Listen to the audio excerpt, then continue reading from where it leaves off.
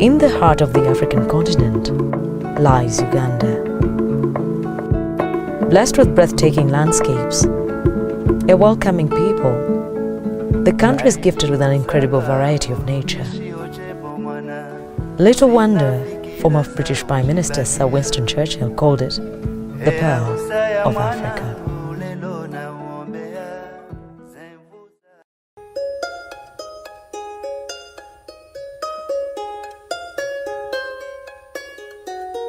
Over the last 2 decades, the poverty head count in Uganda fell from 24.5% in 2009 to 19.7% in 2012. However, nearly 40% of the households are vulnerable to poverty, living just above the poverty line. Older persons are particularly vulnerable. 93% of older persons in Uganda have no pension and therefore no form of income at all. Yet they continue to play an active role in society. Besides attending to their own old age needs, ill health, food, clothing, shelter, in Uganda, a majority of older persons have the burden of taking care of children, often by the devastating impacts of HIV/AIDS. Meet 70-year-old Stella Kavaseveni. She lives in Chichuchu, a small village in Chenjojo district. Renowned for tea cultivation, many people in Chenjojo have known tea growing as an occupation all their lives.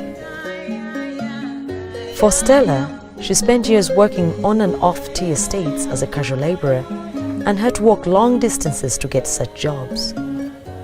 When she was lucky to find work, she made less than $1 a day.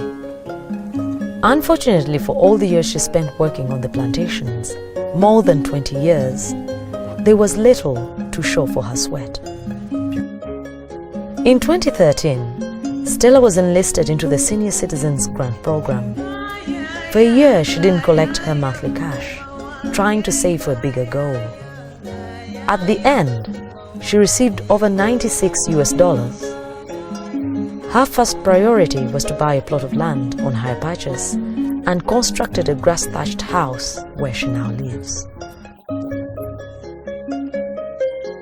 In Uganda, land is at the core of poverty. People without land cannot even use their labor to improve their lot. Land ownership is therefore one of the most empowering things a woman can do.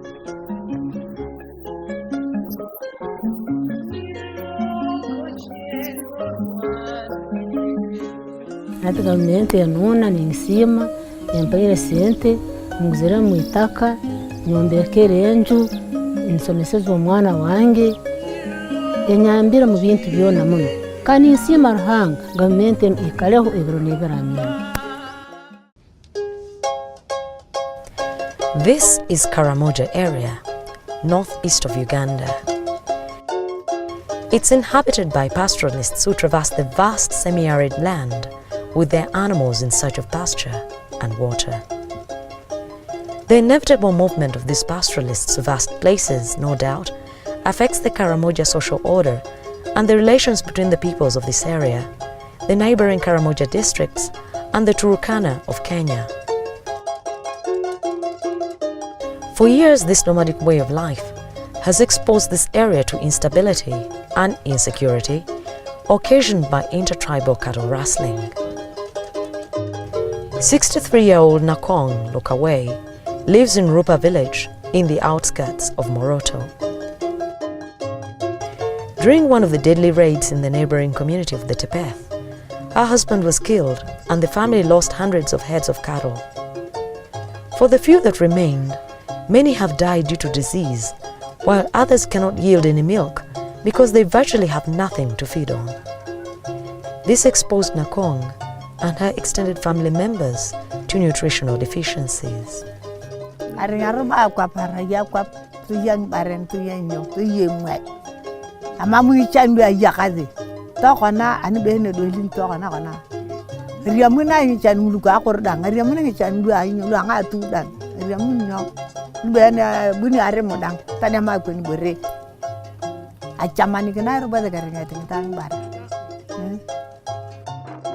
The introduction of unconditional cash grants in the Karamoja area in 2014 came in the nick of time for Nakong because receiving the monthly cash gave her the ability to restock her herd and ensured the family's daily nutritional needs.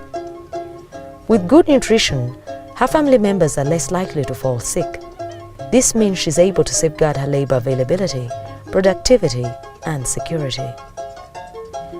Therefore, Nakong's ability to take care of matters most pressing in her life, especially now that she can pay for her grandson's school fees and provide food, is real evidence that she's gradually climbed out of despair and chronic poverty.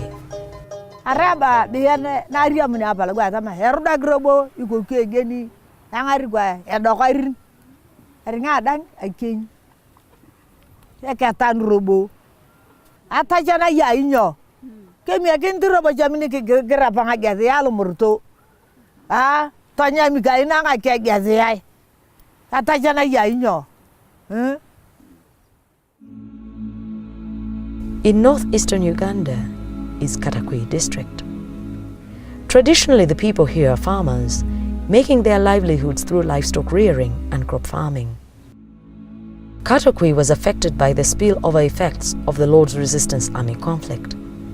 This situation was even compounded by intertribal cattle rustling by the neighboring Karamojong.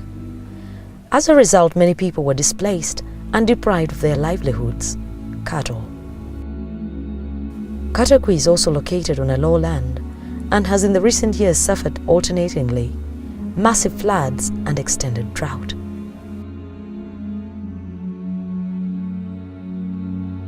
At 74 years old, Sipola Sio is widowed and has a physical disability. She lives in Getom, a remote village in Katakwi district. Because of her physical disability, Asio is at risk and highly vulnerable to so many shocks and disasters that occur in the district. In 2012, Asio was enrolled into the Senior Citizens Grants program. Now she receives a regular monthly grant of $8. Since then, there is a significant improvement in her life.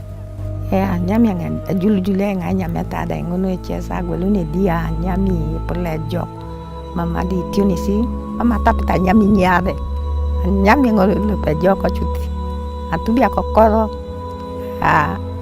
agwelna kiring, boro lupa julu ainya. She's been able to increase her stock of assets like livestock and poultry.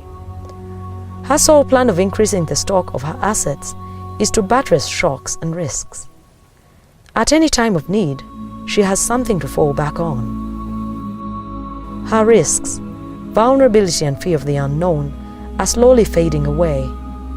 Her self-esteem and social empowerment have drastically increased because her voice can be heard and she commands respect from community members.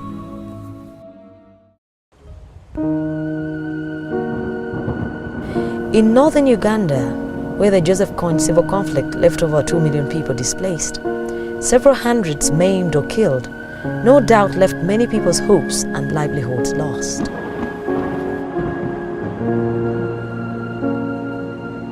Rosa Dong is a living testimony of the conflict. Today she lives in Ochoro village, a little sub-county in Kole district. After losing her husband in a motor accident, her only son to the war, and left with barely enough to take care of her own needs, Rose was left with 2 orphaned children and an extended family to fend for.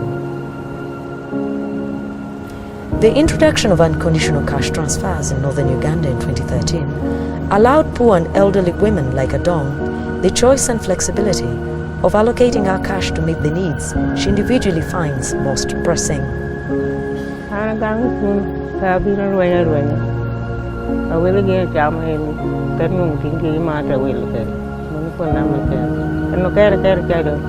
Agama joga ba pa kan pa wen en no kare no ger ke ba bolo ni tini